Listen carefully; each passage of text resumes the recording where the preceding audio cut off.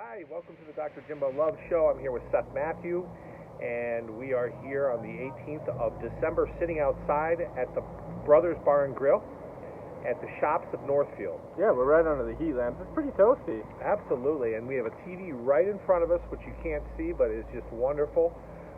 We want to invite you to come on down and visit us today. We've got some different games on right now. There's a soccer game that's playing. Is Man U playing today? Or is it the lower leagues that I saw on earlier? I don't know if Man U's back. I know they had some game cancellations due to COVID, so we'll have to wait and see. I know their last game was canceled due to COVID, but Arsenal might be playing today because I know one of our regulars is out at a soccer bar right now watching it that opens super early for these games. Yep, exactly. And right now, Appalachian State is playing against Western Kentucky, and there's a lot of points on the board in the first half. It was 24-24 last time I looked. So that's some exciting football to get you warmed up for some of the other things. One of the games that happened last night, a lot of these bowl games now that you're seeing, you're going to see a lot of teams that you haven't had a chance to watch a lot. The Cure Bowl last night was a great example of the two teams you may have not seen. You had Coastal Carolina against Northern Illinois, and boy, wasn't it? It was a great game, wasn't it? Yeah, back and forth all game. All of a sudden it comes down to the end. Northern Illinois gets it within 10 yards. Time's expiring, no timeouts, and they just couldn't. They came up a little short. It was a little bit closer than I expected because Coastal Carolina was a little bit more tested than Northern Illinois. Yeah. But, this selection committee does a great job of, it doesn't matter the record. They always set up great matchups. Yeah, it's cool. What happened was there was some spotting issues with the officials, and the officials went to spot the ball with 2 seconds left and did not let the quarterback know that the clock was going to start upon him placing the ball down. And the 2 seconds ran off the clock, and they didn't even get a snap off.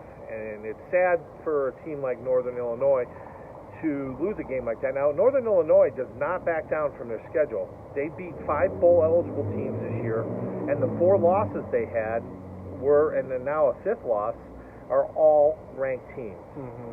So that was kind of neat. Unfortunately, there was a controversy down the stretch, but at least it was a great warm-up to the bowl season. Yeah, you hate to see a game end like that. I mean, this whole body of work to get to the bowl games, it's anywhere from I believe it's 12 games people play. Mm-hmm. And so it's all this body work leads you to this moment. And for it to finish like that, it's a little disappointing, but you know what? It was an exciting football game. And like you said, it's a great lead kickoff into everything. Yep, so the final score was 47 Coastal Carolina to 41 Northern Illinois. The next game that starts today at about 10 p.m. is the Cricket Celebration Bowl. And I'm kidding around calling it the Ghetto Phone Bowl because I guess they're doing a promotion where you turn in your burner phone. This is mostly for the drug dealers and pimps and hoes out there. And they give you a Cricket phone. Yeah. I'm kidding, of course. But anyways, we are featuring 6 and 5 South Carolina State versus Jacksonville State, which is 11 and 1 this year, aren't they? Deion Sanders' team. The big thing about them, win or lose, they're already winners of this bowl game. It was just announced that they got the number 1 recruit at cornerback. Oh, did they? He went to go play for. He had offers from Georgia. He had offers from others. It's really cool to see a little school like this get some big recruits. His name is Travis Hunter. He's overall number 1 in the 2022 draft class. So you got some big names heading here. It's going to be interesting to see what this team does because obviously with their conference, they do not play quality opponents. So they could be an undefeated like Cincy and not make it into the top 4. So this school really has to look. I don't know how far you make the schedule out, but they really got to look at getting some top 25 teams in there if you're going to be getting recruits like this. So maybe they can make some noise down the road. Absolutely. We may be talking 2 years down the road, Jackson State in the top 4. We just don't know. It's a stretch, but you never know with these guys. It could be either that or I'm not exactly what the coaching situation in Florida State is, but you can look for Deion Sanders to move to maybe a more larger conference or a more significant kind of situation. We'll have to wait and see. It'd be great if he stayed there. Now, his son transferred back from University of South Carolina to play for his dad and is doing quite well for him.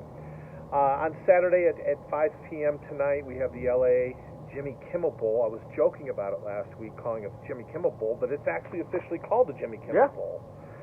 Why is that? Do you know? I don't know why. Okay, so maybe Jimmy Kimmel is just promoting a bowl, or they're doing it through his show. Oregon State 7-5 versus Utah State 10-3. Utah State lost to Colorado State a couple weeks back, but they came back and won the Mountain West Championship. Again, with Utah State, you've got Bonner at quarterback, 36 TDs, 11 interceptions. Oregon State, watch for their running back, BJ Baylor, and he had 1,259 yards this year. Yeah, and so for people that do sports betting, or you pick who's going to win, if you look at the body of work, Utah State has not had a more difficult schedule than Oregon State. Oregon State comes from a tough conference, so records really don't matter anything. When you look at these bowl games, you got to say that it's a new game. It's 0-0 for a record, because that's all out the window. It's a one-game battle between these two teams, and they stack up really well against each other. Even though Utah State has a great quarterback and they have a better record, I'm taking Oregon State in this game. Are you? I feel the same way. I think Oregon State plays in the Pac-12 conference. Mm-hmm. It's going to be a little bit tougher, and you've got a Pac-12 matchup versus the Mountain West. So let's see. People always talk about conferences, Power 5. You got a Power 5 versus one of the other ones out there. Heisman Trophy voting last weekend. And as most of us pretty much predicted, Bryce Young, the quarterback for Alabama, ended up winning the Heisman. It was the first time that Nick Saban, in his era, that he had a Heisman Trophy winner that was a quarterback. He's had 3 other people at Alabama that were Heisman Trophy winners. The interesting thing here was Aiden Hutchinson, the defensive end for Michigan, finished second in the overall voting. And another thing is, I have to bring this up, as Will Anderson Jr., he's a linebacker from Alabama, he actually got more first-place votes than C.J. Stroud. And he is another defensive player, which I'm glad to start seeing some defensive people being represented in the Heisman voting. Yeah, like I said last week, it really comes down to how do you value certain things. Quarterbacks have it easy, where it's touchdowns compared to interceptions, total yards, how you show up in big games. Where defense, you're not making this as a quarterback every snap. Your interceptions, you're not intercepting every single throw that's coming out. It's hard to value coverage. So it's, like I said, I thought Bryce Young had it. I just didn't know how to quantify what the Michigan defender actually had. So, I think they made the right choice. But again, it's nice seeing different positions up there. We haven't had a running back. Didn't really have a running back this year really take the helm. Yep. So it was all QBs and defense for the most part. Yeah, and Kenny Pickett came in third. He's the quarterback from Pitt. He's the gentleman who says and swears that he did not attempt to fake a slide, although yes, that fake a slide really changed the game. It was on the first possession, and he ended up scoring on a long play. 3 other defenders pulled up. We talked a little bit about this. What are your feelings on this, Steve? Well, my whole thing is hey, it wasn't a rule yet. Now when this happens and this is called, Kenny Pickett can look back, regardless of what he does in pros, and says, I'm the reason for that rule. It's the Kenny Pickett rule. Yeah, it is the Kenny Pickett. We talk about the Tom Brady rules. We talk about all these other things. So, if there is room in the game to exploit, do it. I don't hold anything against him for it. I understand why he did what he did and got the touchdown. But, he was playing the game. And he swears, though, Seth, and this was during the Heisman Trophy presentation thing, they did the interviews, that he really changed his mind midway through. Whether he did or didn't, it was a hell of a fake, and he ended up juking out 3 guys that would have tackled him probably on the 45-yard line. Instead, he jukes them, goes down the sideline, and scores 7-0. And they go on and win that ACC championship game. So that's the first time for Pitt to win an ACC championship since they've been in the conference. One of the bowls I like to always talk about is the Idaho, great, famous Idaho Potato Bowl. Oh, yeah. It's in Boise, Idaho. It's on the Smurf turf. And this year we have a local team, a relatively local team, Wyoming, that'll be playing against Kent State. What you need to look here is, Wyoming likes to run the ball. They like to control the clock. They rely on defense and field position. Okay, pretty traditional, old-style football. Now you've got Kent State, which they call flash fast offense. which basically is no huddle. What do you got for this? Yeah, so Kent State offense is phenomenal this year. You're looking at a Dustin Crum, their quarterback. As soon as he throws for 50 yards this game, he threw for over 3,000 yards, which is great for a college quarterback. You also have, believe his name is Marquez Cooper, over 1,000-yard rusher. Now, it may not seem like a lot to some people because you look at the NFL and you see all this, but that's very significant for a college football team. It is. Now, with this matchup, though, you have Kent State, again, it's not like the NFL where you get similar matchups and your strength of schedule is pretty 50-50 here. Kent State has a much weaker schedule. But at the end, Wyoming hasn't looked as explosive since the Josh Allen days. They are susceptible to a loss here. But I'm going to take defense in this one, and I'm going to say Wyoming barely hangs on, and they end up beating Kent State. Yeah, and I agree with you too. Again, it's the different. It's in conferences. You know, Wyoming's in the Mountain West, and Wyoming. Let's be honest. They have. If you listen or if you read anything on Twitter and any of their fan blogs, Wyoming has underachieved all year long. Mm-hmm. And it'd be really nice to see the boys up there in Laramie just come out and get a big win and really feel good and get some momentum going into next year. Yeah, and Wyoming's going to travel well, especially when you get these states that don't really have pro teams. This is their pro. This is their Super Bowl. So fans are going to come out. They're going to get crazy. It's going to be noisy. Wyoming is going to have the fans on their side. Kent State, I'm sure they travel well, but I just don't think they have the diehard fans that Wyoming does. So I do play X factor into fan noise and fan support. Yeah, and Kent State is in eastern Ohio. It's world famous for what happened back in the early 70s when four of the students were protesting and the National Guard shot them. So you hear about 4 dead in Ohio. That is Kent State. The next bowl that is on Thursday, it's the 5 p.m. bowl. It is called the Gasparilla Bowl. Now, I don't know what Gasparilla is. Is it what happens to you after you drink sarsaparilla? You gasped? I don't know. Or you add something to the sarsaparilla and you gasparilla? Anyways, we've got two teams that are separated by about 60 miles, Florida versus University of Central Florida out of Orlando. They're playing in Tampa. Florida, had a really, really interesting season. They were up. They were a 10th, and they played against Alabama and lost by 2 points, 31-29. Lost a lot of games down the stretch and fired their coach. Dan Mullen is out. UCF has, they're 8-4, but they lost their quarterback early in the season, and their running back Bauer could not stay healthy. They have a strong D and a great pass rush, but I don't see them being strong enough to be even Florida without Dan Mullen at the helm. Yeah, I have this matchup as big brother versus little brother, and then I also have it as Florida's season labeled as what could have been. You look at all their tough losses they took. They also lost to LSU by a touchdown. They barely lost to Kentucky, who Kentucky, typically a basketball school, had a very solid football program this year. UCF did not get tested that much this year. Florida is used to these big games. I think they're going to come out. I think they're going to handle UCF. UCF is not what they used to be. If you guys remember right, they did throw their own national championship.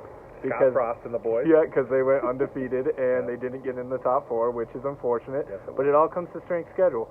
And so I have Florida actually handling this game and actually winning by over 10 points. I think Florida just has better recruits. I think they have more athleticism. And I think they're going to overpower UCF at the end of the day. I agree with you.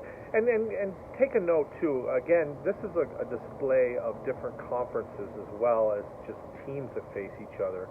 And, those people out there that always seem to get upset about the Power 5 conferences getting all of the TV time and all of the press, watch a Power 5 school.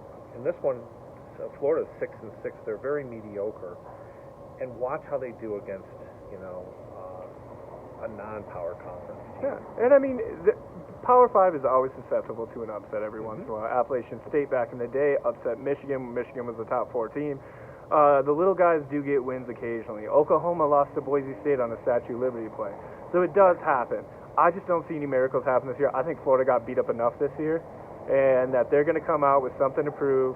and they're just going to get ready for next season and kind of blow out UCF and kind of calm down the thing. Another thing we got to talk about with these types of schools is like Power 5 conference. You're going to see Cincinnati play the best of the best. Yep. And I just don't see that working out for them. But you know what? It needed to happen so we could stop having this conversation of why aren't the Boise States in the top 4 or Wyoming or UCF. And I cannot agree more with you, Seth, on that, because I think we're going to see when Alabama matches up against Cincinnati, I think we're going to see a 4 or 5 touchdown difference. Mm-hmm. And then everybody's going to say, you know what, why waste such a big game on such a blowout, even though the team was undefeated? Yeah. So, and of course, this will all be solved once they expand from 4 to 6 to 8, or, you know, hopefully to 8 teams that are going to be in the Final Four. Give us a little bit more of a shot. So if a team is on a roll, you know, who knows what's going to happen. Yeah. And not to take away from these smaller schools and not in the Power 5, they throw some great seasons. Their coaches are amazing. They do very little with 3-4. They do a lot with 3 to 4 star recruits because they're not getting the 5-star usually, like Jackson State just got with Deion Sanders. They're typically making something out of nothing, and they're making great football.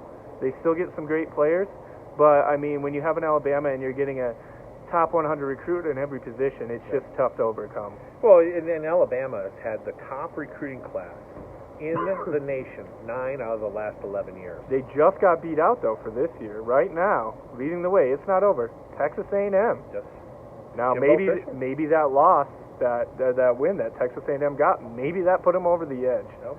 Well, we know that Jimbo Fisher's down there working his tail off, and, you know, the A&M is kind of a new addition to the SEC, so he's got a lot to prove, and maybe next year is going to be this breakout year where he can really come out of the West and do some great things.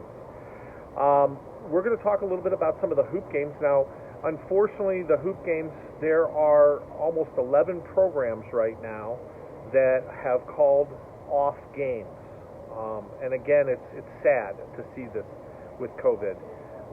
These kids are young, you know, they're strong. I don't see a whole lot of problems, but unfortunately, we live in an atmosphere where COVID is still a major problem. The problem is that when these games get canceled, they're not made up. You just don't have time. They're starting conference schedules now. You've got holiday tournaments and all this other stuff. It's really unfortunate. And we'll talk a little bit about Tulsa and Colorado State, which was canceled. But one game that is playing today, one of 2 that we're going to talk about, is Texas Tech, which is 8-1. They're ranked preseason. Well, it's not really preseason, but it's early season at 25, and they're playing against Gonzaga, which is 8-2 and ranked 5th. One thing you want to think about is their DraftKings doesn't even have a line on this game. Now you've got the number 25 team in the nation playing the number 5 team. Normally, you're going to find at least, what would you say, 5 points? Yeah, you would see something like that. It really comes down to just them not valuing the newer teams in the top 25 and how much they favor Gonzaga this year. Gonzaga is a solid team. They have Chet Holmgren, this freshman that's only going to get better. He came out of the state of Minnesota. Number 1 recruit in the nation. He's huge. He's a freak. He can shoot. He's still learning the game, though, so they're still susceptible there. But they have a veteran in Jeff Tim. I was called him Timmy, just like South Park. Or Drew Tim. He ends up, he's big down low. He's a great scorer, and that's just amazing to have. Yeah. Now, this Texas Red Raider team, I don't understand why they don't have a line on it, because they have a very veteran team. Their forwards are all about seniors and juniors. Their guards are juniors. This is a very veteran team, and when you see this in college basketball, it's significant, because a lot of these teams, Duke is now one of them, Kentucky has been known for it forever, are one and done. You don't get that veteran coaching, the experience, and the gameplay of these big games in a lot of these players, and Texas Tech is ready to play. So I see this game actually being a close one. I still give it to Gonzaga by probably 5 points, but I just see that Texas Tech is going to hang in there with this team. Alabama just beat Gonzaga, and they were basically all juniors and seniors. So you're getting a lot of these 4-year teams becoming relevant now because there's not a lot of them left. Right, and what's there's a lot to be said about experience. When you have juniors and seniors matching up against freshmen, I don't care if they're the best freshmen in the country coming out of high school. College basketball it's a journey. Trust me, I played 4 years, and when I was a junior and a senior, and I got a chance to guard a freshman, I didn't care if he was an All-American or a reject from a Division I school. I was excited because I knew that mentally I could dominate them. Mm-hmm. One thing we want to remember a little bit about Texas Tech is they're one of the top defensive teams in the country. So you're going to see the Gonzaga really. It's going to be how well they can enter the ball to their bigs. Mm-hmm. And if they can't, then you're going to watch and you're going to see Texas Tech, I think, beat them. I'm going to pick Texas Tech in this game. Yeah. Anything else that you wanted to say about that one?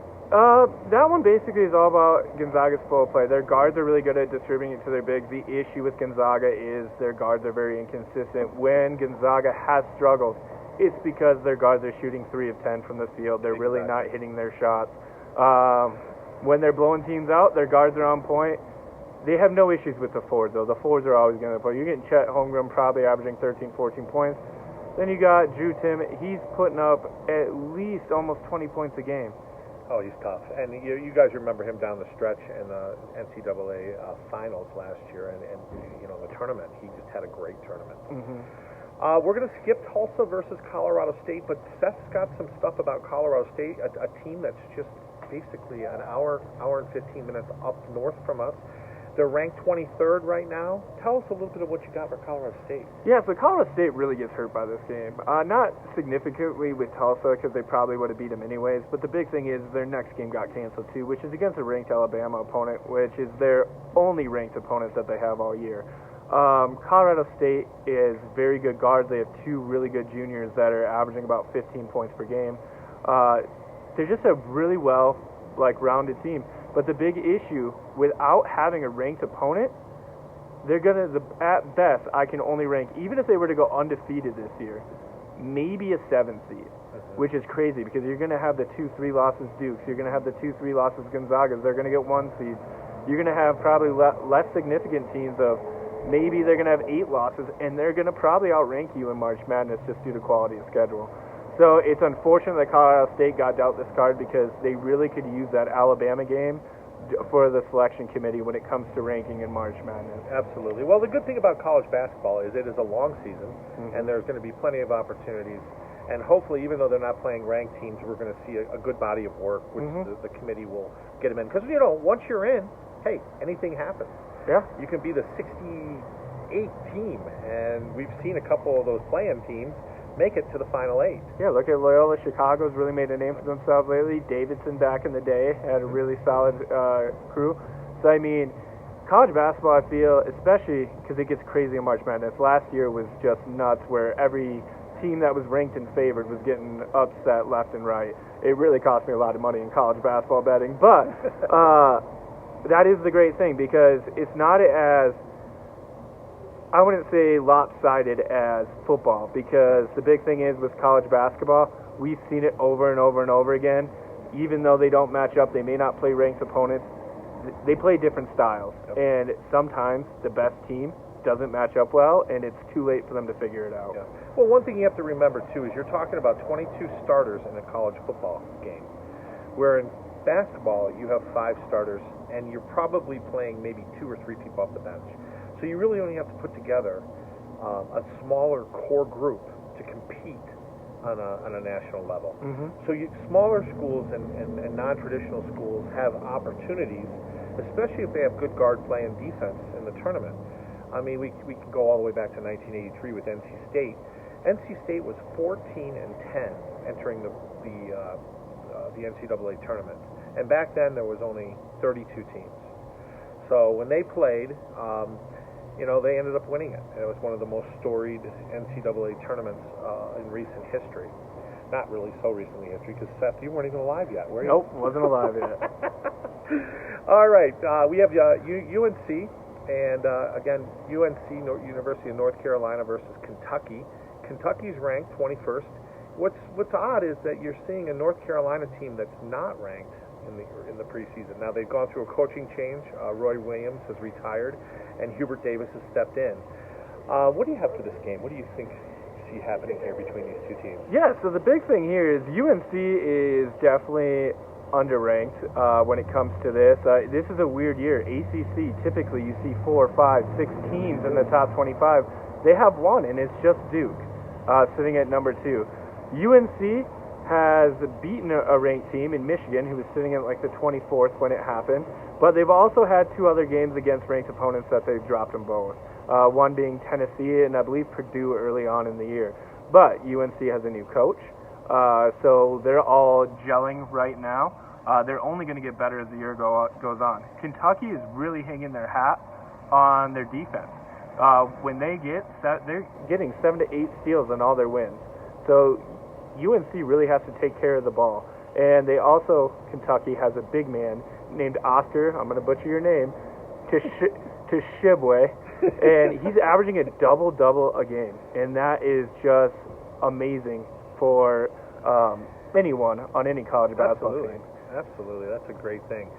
One thing I do want to bring up before we walk into the pro end of our broadcast is last night's game between James Madison and North Dakota State. Again, this is Division I AA is what we used to call it back in the day. But it's the Final Four, and you've got San Diego State versus Montana State, which plays today. The winner of that game will face North Dakota State.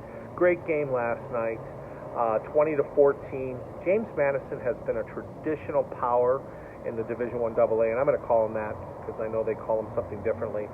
But I had an opportunity to spend a lot of time on that campus. That was halfway point between New York and South Carolina when I was driving down to graduate school. Harrisonburg, Virginia is just a wonderful place. North Dakota State, isn't that where Carson Wentz went? Not only just him, also Trey Lance. Okay. So they produced 2 college football NFL, or they went from college, not even playing in the Power 5 conferences, to go pro. To put that in perspective, Oklahoma has 3, Alabama only has 2 right now. Obviously, with Bryce Young, who has to come back next year, it looks like they might have 3 in the NFL. So they're producing NFL players at the same rate as the top of the top college football. And they were playing that game last night. I had a chance to watch the last half of it in the Thunderdome in Fargo, and the decibel levels were up over 100. So it was like going to a rock concert, basically. And I think James Madison had a little trouble with the volume. You know, these teams do not play in big stadiums. They certainly don't play in a closed stadium like the one in Fargo. Have you ever been there? I haven't been to that one. I've gone to their hockey stadium, but I have not been to their football stadium. I wondered if you had played there or something, because I really wondered how loud it is. But it's got to be, I mean, they talk about it being one of the loudest arenas in absolutely the world. Yeah, and you're looking at North Dakota State. Their only loss is to South Dakota State. Mm-hmm. So they pretty much almost had an unblemished record. And that has not changed over the last, since I can remember, maybe 8 years. North Dakota State has been a max a one-loss team. Yep. So they are the powerhouse. Yep. It's been. It really has been. It's been South Dakota State. It's been James Madison through the past couple of years. It'll be interesting to see what happens. Don't be afraid to watch some of these lower-end things, because you're still seeing football played at a great and very high level. Yeah, and one thing it comes out to when you see in bowl games, too, they tried it in the Coastal Carolina game in Northern Illinois. Trick plays are called frequently, and they are fun to watch. It's like backyard football. Now, it did not work out for Northern Illinois. Right. They tried to do a play that you would do in backyard football, where you basically ask the coach what the play is, and you try to snap to get the team off. They got crushed. It didn't go anywhere, but they tried it. They snapped it to the running back. Yeah, and he just got stuffed. Nobody fell for it. Exactly. All right, well, let's shift gears here a little bit and talk a little bit about the NFL. Last week we had 6 games that we featured. The first one was the Ravens versus the Chiefs. Really not a lot to say here. It was 48. The Chiefs won 48-9. Mm-hmm. Any comments on that game? It was just a blowout. The Raiders are falling apart like they normally do. Now this year I'll actually give them a break. They lost a top wide receiver. They lost their coach. They pretty much are a team that seems hopeless at this point. It doesn't seem like they're going to be able to put anything together. The slightest injury to any player really is just very detrimental to this team. So I think the Raiders are done. But the Chiefs are looking in stride. They really are. Everyone was talking crap about them at the beginning of the season, saying, oh, they're in last place in the division. Now where are they? Number 1. They go into the playoffs easy, and you know what? We'll see what the Chiefs do this year. Absolutely. They're fighting hard for that number 1 seed and home field advantage. The next game, we talked a little bit about the Browns versus the Ravens. The Ravens are on a little bit of a skid here. They've lost 2 straight. They lost this game, another real close one, 24-22. The Browns pulled it out. What were your impressions of Baker Mayfield and all the injuries the Browns have felt? So the Browns, they're not doing well this year. They're underperforming. They may have pulled out this win, but there's an asterisk next to this win. Lamar Jackson got injured in the first quarter. I don't think it's the same type of game if he can play. They're doing the best they can, but they have a tough schedule ahead. So it's going to be very interesting, especially with all the COVID cases they have right now, of how they finish out the year. Now the Ravens, pretty much in a playoff spot. They should be fine. Their division is kind of falling off. You have Pittsburgh kind of struggling a lot. Big time, yeah. Basically, if they lose this week, they're out. Yep. Cincinnati, they started as a hot team. They're really dying off. So, I mean, the Ravens are fine for playoffs. They just need to get healthy, and they should be okay. One loss isn't going to kill them. No, well, they were 8-4. Now they're 8-6, which is it's a big difference. But I agree with Seth on that. Bills versus the Bucks. Again, very close games, 33-27. The Bucks pulled it out. Bills, I thought they were the real deal at the beginning of the season. Now, granted, they lost to my Steelers right off the bat, but then they turned around and won 3 straight. I don't know what's going on with the Bills. Yeah, the biggest issue with the Bills right now is they can't find the explosive offense that they had last year. They're really struggling at this point, especially maybe there's some mental games going after that loss to the Patriots after the Patriots only threw the ball 3 times. So, I mean, they need to calm down. They need to figure it out. They have the tools and weapons to be successful. They went from a top run defense to, I believe I checked my fantasy football app, that now they're ranked at 18th. And that happened over the last 3 or 4 weeks here. So their defense needs to get their head on straight. Stephon Diggs really needs to start making some plays for him. And Josh Allen, this is your team. Yeah. You got to start making plays. I agree. Cincinnati played against the 49ers, and the 49ers pulled out a field goal victory, 26-23. Made me very happy. Cincinnati and Pittsburgh right now are fighting for playoff spot, and 49ers helped me out greatly. What were your impressions on that game? This whole thing has to do with Jamar Chase here. Beginning of the season looks hands down rookie of the year. He's getting over 100 yards, multiple touchdowns a game. He seems unstoppable, but he's fallen off. The last 4 weeks, he's gotten 1 touchdown in those 4 weeks, but he's not breaking the 100 yards anymore. They're not explosive on offense. And the 49ers, I can't wrap my head on how good they are because they started off the season not the greatest, and George Kittle was hurt, and he's a big part of that offense. Since he's come back, he is tied for most catches for a tight end. He has over 120 more yards than any tight end in that 6-week span that he's been back. And the 49ers offense is really coming alive at the right time here. Yeah, very good, very good. The next game, of course, was the Packers versus the Bears. Really not a whole lot going on here. 45-30, Packers win. Just pretty much what we expected, right? Yeah, except for one thing. The Bears started in the lead, which shocked me. But Aaron Rodgers proved that he still owns the Bears, and he took care of business, came back, put them out of their misery.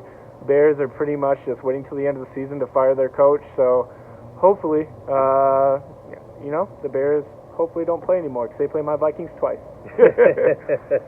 And then we have the Rams and the Cardinals, which was really, slated as a great game. It ended up being a really, really well-played game. 30-23, Rams pull it out. Again, 2 very, very high-end seeds for the NFC. What were your impressions of that game? The Cardinals were dealt another devastating blow this week. They've really pulled out a lot of wins with injuries and stuff, but DeAndre Hopkins has just come back. It sounds like he's hanging up for the rest of the season. He might be back by playoffs, but losing a top receiver like that, it's going to be rough for them. But overall, this Cardinals team is solid. Their defense is good. They still have Kirk. They still have Zach Ertz, which they made a trade for earlier this year. They'll be fine, but DeAndre Hopkins has to come back if this Cardinal team is going to make it deep into playoffs. Now, the Rams, on the flip side, I had them early pick to win the Super Bowl. Yes, you did. They've made some stumbles across the way, but they're just a great team, and I think Cooper Kupp is having the season of his life, and this Rams team is going to be deadly. I really want to see them match up against the Bucks or the Green Bay again, and just see how this game plays out, because the Rams are the real deal. I don't care what the record says, if they have 8 or 7 wins, whatever they're at right now. I think that they're the real deal, and they're going to make a run in playoffs. Excellent, excellent, excellent. Well, one thing I would be remiss if I didn't mention the Chiefs-Chargers game. It was such a good game that was played on Thursday night. The Chiefs ended up pulling out a really nice overtime victory, 34-28. A lot of people were talking about this game, Seth, as being one of the best games that has happened all season. Were you able to see any of it? Yeah, I was actually watching it while I was at Pool League this week. But watching that game, I mean, it just shows that Kansas City's back. Now, the Chargers, we all thought the way this season started, that it was going to be them and the Bengals, or that they were going to possibly take this division, and it was going to be a new team on top, just like we thought the Bengals might take their division. But the Chargers have been inconsistent on play. The Chiefs, very consistent. Crappy at the beginning, great now. They're clicking at the right time. It looks like the Chiefs are the real deal. Yeah, I agree with you. One other thing that we want to bring up is what we feel maybe, and Seth definitely will get more in detail about this, but the unfair practices with some of this COVID. 3 games were rescheduled in the NFL. Do you want to comment a little bit about that? Yes, this is just the most garbage favoritism I've seen. It happened last year with the Broncos. The Broncos were missing a big portion of their roster, were forced to play. Kansas City, a couple weeks later, missing some players. Well, they didn't want to hurt the Chiefs, so they rescheduled that game but didn't do it for the Broncos. Same thing is happening here. Detroit Lions, I don't care what their record is, they shouldn't have had to play the Broncos, missing 20% of their roster, which is a huge significant. They got blown out, but they played. Now we're looking at rescheduling the Browns, we're rescheduling the Eagles, we're rescheduling Washington, but we didn't do it for the Lions. No. I just ask that the NFL is consistent with their decisions. This is where the players are griping about there's 134 COVID rules and nobody knows any of them. Exactly. And you got to be consistent when you do this, because at the end of the day, I don't care if they only had 1 win. They still have fans, and they deserve the right to have their best team on the field to try to win. Yes, I agree. All right, so we want to have you come down to Brothers.